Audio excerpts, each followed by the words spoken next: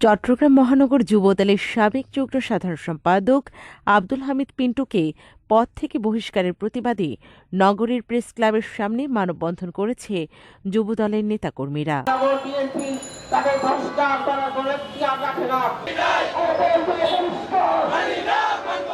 এ সময় মানববন্ধনে উপস্থিত নেতাকর্মীরা বিএনপির কেন্দ্রীয় নেতৃবৃন্দদের প্রতি আহ্বান জানিয়ে বলেন, আব্দুল হামিদ পিন্টু দেশজুড়ে সন্ত্রাসের বিরুদ্ধে প্রতিবাদ এবং তারেক রহমানের ৩১ দফা অবকাঠামো নিয়ে কাজ করায় প্রতিপক্ষের লোকজন তার উপর ঈর্ষান্বিত হয়ে চক্রান্ত করে তাকে পদ থেকে বহিষ্কার করেন। আমরা পুনরায় আব্দুল হামিদ পিন্টুকে আগের পদে দেখতে চাই এবং আব্দুল হামিদ পিন্টুর নেতৃত্বে আগামী দিনে যুবদল গড়ে উঠবে। আব্দুল হামিদ পিন্টুকে সম্পূর্ণ ভিত্তিহীন ষড়যন্ত্রমূলকভাবে পাঠানোর জন্য তাকে এই বহিষ্কার করা হয়েছে।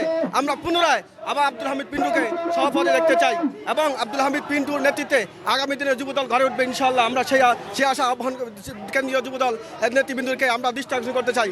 আব্দুল হামিদ পিন্টুর মতো অত্যন্ত সৎ রাজনীতিবিদ 100 বছর একজন আসে কিনা সন্দেহ আছে।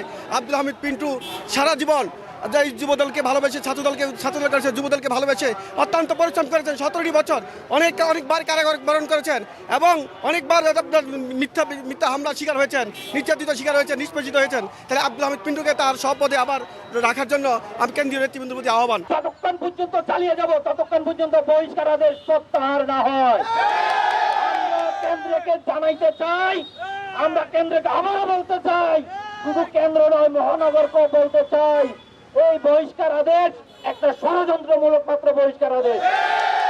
আমরা পিন্টুর সাথে আছি, থাকবো।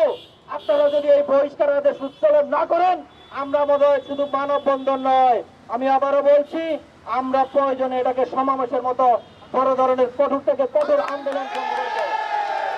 এই সময় মানববন্ধনে উপস্থিত ছিলেন মোহাম্মদ জাকির হোসেন, মোহাম্মদ কামাল, মোহাম্মদ নুরুল আলম লাদিন, মোহাম্মদ পারভেজ, মোহাম্মদ বেলাল, মোহাম্মদ কবির, মোহাম্মদ সোহেল, জামাল, পাইফ, কালাম, মোহাম্মদ নবী, মিন্টু সহ প্রমুখ।